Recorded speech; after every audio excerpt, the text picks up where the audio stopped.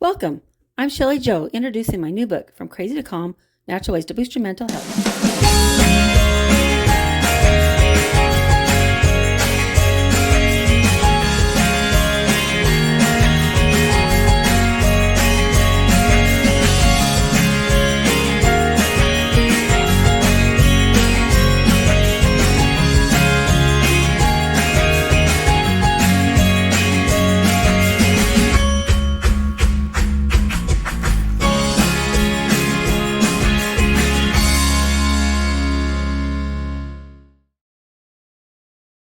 Good morning, everybody. It is Wednesday, Wake Up Wednesday with Shelly Jo, and I'm so excited to be here, guys. You got to see what I got here. I don't know what I was thinking. Well, I do know what I was thinking. So I told you guys, when was it 4 weeks ago? 3 weeks ago? Wow, almost 4 weeks ago. My sweet Pomeranian, who was only 9 months old, just up and passed away on me. And it was so hard, so heartbreaking that it was hard to get over. And my daughter, my youngest daughter, and she's like 29. She and I were the mother of this little dog, and it really hit us hard. I'd be fine. And then the next thing I know, I wasn't. And I just cry. And I think to myself, I can get over this. I wanted to get another dog, but I thought, no, I need to make sure that I'm not getting it just because, like a boomerang, like to hurry and get it because it hurts so bad. Well, let's see. When was it? Friday. My daughter came over. She was still saying, Mom, this is so hard. And I thought to myself, it is so hard because I heard one time somebody say that dog, spelled backwards, is God. And dogs bring so much love. They have unconditional love and loyalty to the people that they who are their humans. And that was what I was missing. I'd walk in the door and he wasn't there. And it was hard. It was pain. It was so hard because he was such a, well, I should say, to the people that he loved, he was loving. The people he didn't love, yeah, he wasn't. He wasn't much of a dog for most people. He didn't like other animals. He didn't like other dogs, and he had the small dog syndrome. Because he thought he was so big. Yet we'd go for walks, and he struggled with animals, with other dogs, and most of the time I spent carrying him around in my stroller because he didn't want to walk and he was afraid and he didn't like the other animals. It was nuts, but I loved him so much, and he loved me and my daughter. I mean, he would wait. He'd get so excited when he saw. So having him gone was really, really hard. Well, Friday when my daughter left, I thought, why am I not having a dog? What would be the reasons not to have a dog? Well, I wouldn't have to worry about feeding. Wouldn't have to worry about my husband getting upset because he was barking. I wouldn't have to worry about him when I left. But they bring so much joy to and love. Just like I said, maybe God created dogs just as a reminder of what unconditional love is. Because look what I got. Oh my gosh. This is Miko. Say, hello, Miko. And he is so loving, and he is so busy, and he is so adorable. that it's been so much fun. When my middle daughter, her name's Kelsey, when she was 6, we got our very first dog. His name was Oreo, like Oreo cookie. And he looked just like this one. And she'd stick him in her shirt and she'd carry him around and she'd chase him and he'd chase her. It was so much fun. He was so cute. I have a 6-year-old granddaughter named Harper who looks just like her mom. And she was with me when I went and picked up this dog. So let me back up. When I decided that, maybe I'll just look in the classified ads and see if there's a dog that sticks out to me. He was the first one. I like little dogs. And he was the first one that I saw that was little. Now, the family that he was with in the classified said that he is a Maltese, full-bred Maltese. That's what I thought I was going to get. When I get down to their house, well, funny thing is I text them. They were about 40 miles away. But the really cool thing is I was going down Saturday to watch my Harper, watch her play soccer, which ended up being like 3 miles away from where this dog lives. So I'm like, okay, this is meant to be.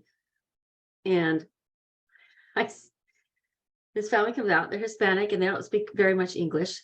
And they have a daughter that's translating.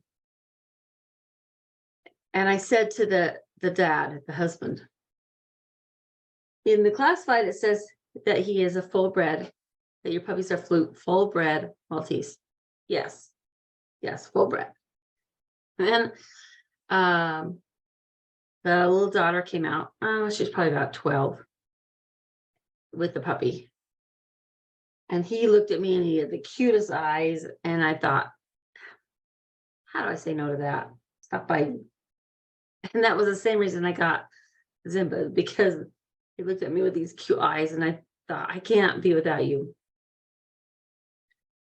And then the mom came out and she didn't speak English. And I said, he's a full-bred Maltese. She said, yes. So I said, can you show me what the mom looks like? So they brought the mom out. She's a poodle. And then I said, what does the dad look like? And he showed me a picture. And he is a Shih Tzu.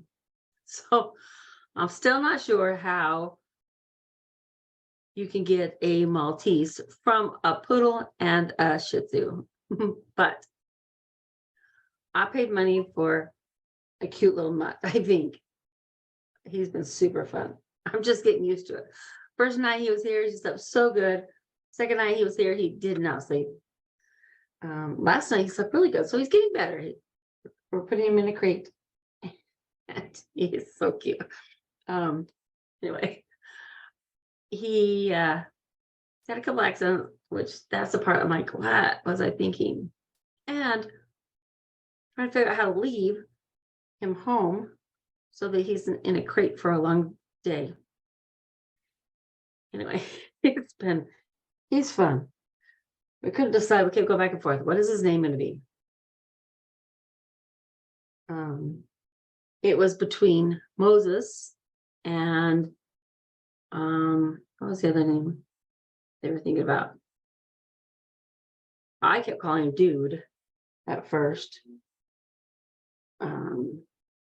And finally, my daughter sent me a picture of Miko from Pocahontas.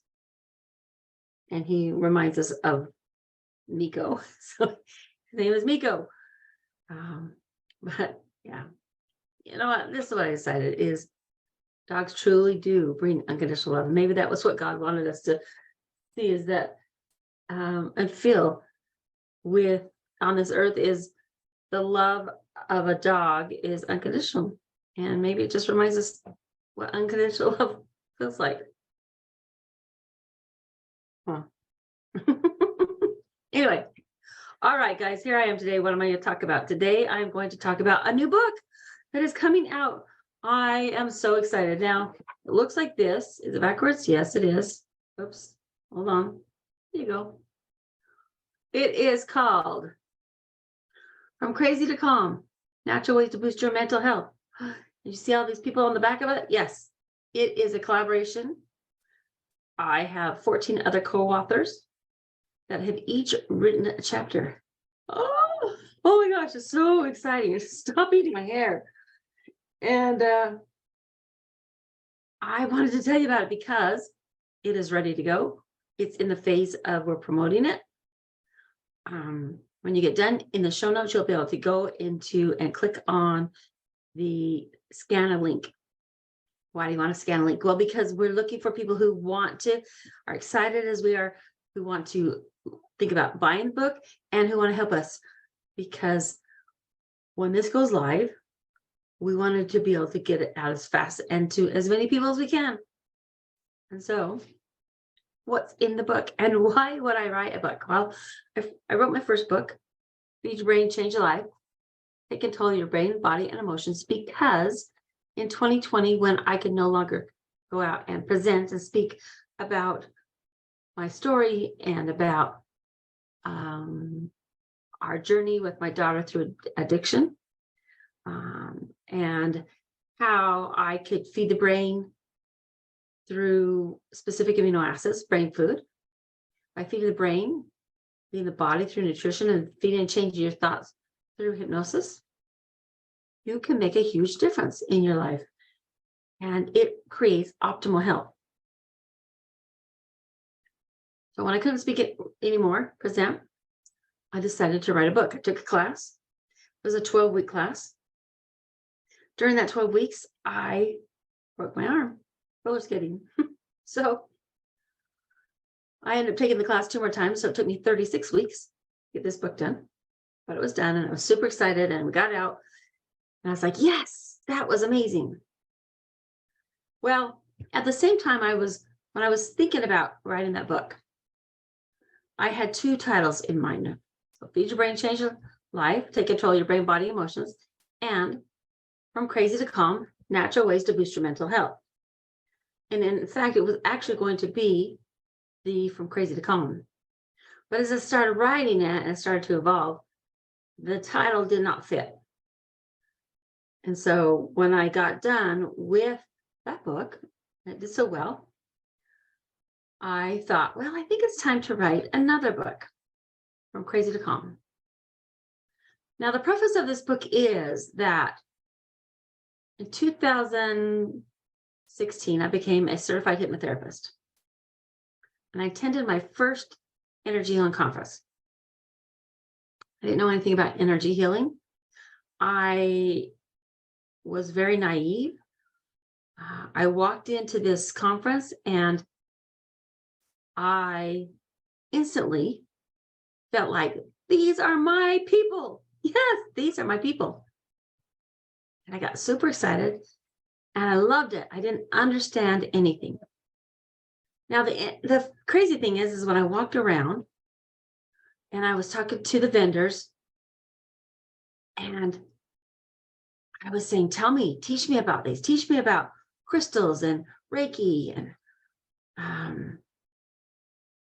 body language, body code. There were so many. And I just got so excited. I said, this is my first energy healing conference. And they said, are you a practitioner? I'm like, yes, I'm a hypnotherapist. And they look at me like I was the devil. And their eyes would just kind of sit there for a minute. And funny thing is my instructor, when I was going through my hypnosis certification, said, don't be surprised if people, if there's some misconceptions about hypnosis. And that's what I felt. I was like, these people think I'm the devil. They're looking at me like I'm crazy. Like I can read their mind and I can control their mind. And I thought to myself, if I could control anybody's mind, I would have wanted to control my daughters when they were teenagers. If I could read somebody's mind, I would want to read my husband's, I think. And I thought to myself, wait a minute, you guys think I'm the crazy one? You know what? Hypnosis is scientifically proven. It's been around for so many years. And you think I'm the crazy one? And yet you guys are all into crystals and Reiki, where you don't even touch anybody, and or the body code, or the emotion code, and all these things that you think I'm the one that's crazy. I was like, wait a minute here. Who's the woo-woo ones here? However, I loved every bit of it. And I thought to myself, well, and there at the time, there was like a break between, you had hypnotherapists and you had energy healing practitioners. My thought was, well, I'm going to learn everything I can about the energy healing world, and I'm going to bring it into and use my tools in my practice. And the crazy thing is as I started learning about the energy healing world, they started learning about hypnosis. And I became really good friends with a lot of the practitioners. Well, when I started writing about this book, my thought came that, what if I could come up with a book that kind of opened up the world to others who are maybe interested in alternative modalities, but they don't understand it, or there's a world of people that aren't even aware of this. And so I wanted to bridge the alternative health practitioners, alternative modalities, with traditional. So it gives people a chance to see that there are options. Now, this doesn't, I'm not down playing the importance of traditional health. It has its place. When I broke my wrist, I wanted a doctor who could fix my wrist quickly. What this book is it shows that there are different options that you can utilize for your health that you may not even be aware of. I reached out to my friends, and I had 14 of them that got on board and signed up to also be a contributing author to this book, which is to open your mind, open your thoughts to, hey, maybe there are other options. You know what? My thought has always been that I feel like the body has the ability to heal itself. The body and the brain have a connection. Most and many things that cause illness in the body start out as a thought. A negative thought that is readdressed and reprogrammed and constantly. And the thoughts go into the brain. If it's negative, can change the chemicals in the brain. Then those chemicals go down to the body and affect the body physically. Worry affects the stomach. And we all are aware that too much worry can cause ulcers. Anger settles into the liver. It can cause these dis-ease, which is disease, right? But it's the dis-ease in the body. And so what if there are different ways that you can look at this and figure out a way that works for you to help you have optimal health? So let me tell you what's in this book. Oh, so excited. First chapter is called Gratitude, Laughter, and the Joy of, oh my. Well, let's see. I'll read this again. Gratitude, Laughter, and Joy, oh my. And it's by my friend. Her name is Carrie Verrocchio. She goes by Carrie V. And she has a really cool podcast called Coffee and Tea with Carrie V. And I met her when I first wrote my book because I had been on a a podcast with another chiropractor, and she introduced me to Carrie. Carrie's out of New York. So fun, so cute. She's amazing. Her energy is just phenomenal. And I had a chance to go down to one of her conferences in St. Louis last year. But she is about how to find joy, how to find gratitude, especially after age 50. You're going to love her chapter. She's just amazing. The next chapter is by my friend Pam Tolman. It is on, what is muscle testing and how to use it. Muscle testing allows you to understand some things about your body. It's like your body telling you what it needs through muscle testing. What is energy? We're surrounded by energy. Everything is energy. And how does energy affect us? So cool. The third chapter is mine, and it is on amino acids and create brain health.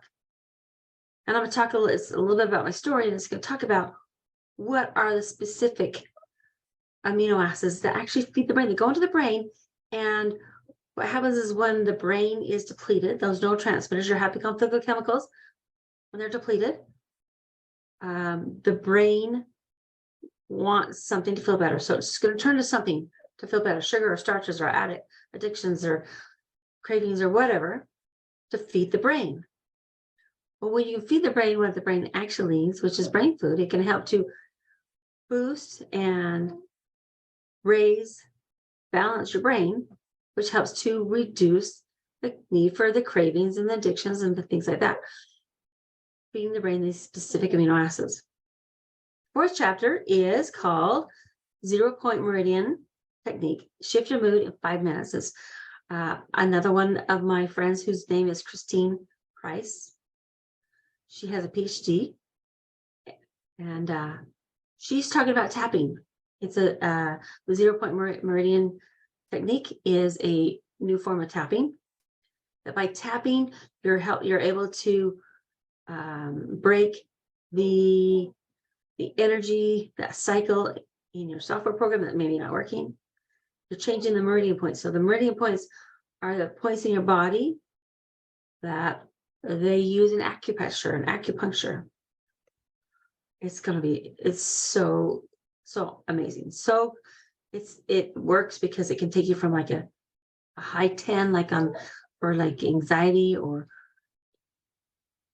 even when you're struggling with some cravings and nothing seems to help you can do some tapping, and it helps to reduce those feelings and those cravings. Super cool. The fifth chapter is called Calm Outweighs the Chaos Through the Chakras. This is by my friend Jerica Church. And it's talking about what are chakras. If you're not aware what chakras are in your body, we have this system where you have 7 known chakras that it's like your electrical system in your body. And she's going to talk about how to make sure they're working the way that they should, because it makes a difference. The 6th chapter is the magic of sleep. And this is going to be by my friend, Michael Vander Plas. He's so fun. And he's a certified hypnotherapist, an NLP practitioner. And he's talking about why is sleep so important? The magic of sleep. The next one is shine your mental health in balance with light. And this author, my friend, her name is Marta de Barrard. And her business is Lumaceuticals. And she uses the power of lights to help the body, help the vibrations in the body, and it helps you to relax, and it helps you to with different things that you might be dealing with. She actually has these really cool lights. You can put them on your eyes, and they can blink while you're it puts you in a restful state, in a theta state, which you can be down in the theta is where healing starts to become super cool. Then you have one called sound healing. And it's by my friend Jill Serafina. She is so fun. I met her. We connected so quickly. She's got pink hair. She's just amazing. So much fun. She uses sound. Hey. So she uses vibrations and drums, singing bowls. And if you've never experienced a sound healing experience, it is incredible. When they can drum the sound of a drum over your body, you just feel that vibration throughout your whole body. Oh my gosh, it is so incredible. Then I've got one about crystal energy. And this is by a friend of mine named Sarah Anderson. She is an expert in crystals. And the fact that crystals, you look at a crystal and you think to yourself, oh, well, this is solid. So this is an amethyst that has been polished. I've got crystals in my office because I just love them. Here's a rose crystal. One of my favorites is called Bumblebee Jasper. This is one of my favorite. If you see a yellow necklace that I wear a lot, that's what Bumblebee Jasper is. But, all of crystals come from the earth, and they also have an energy. So she talks about that.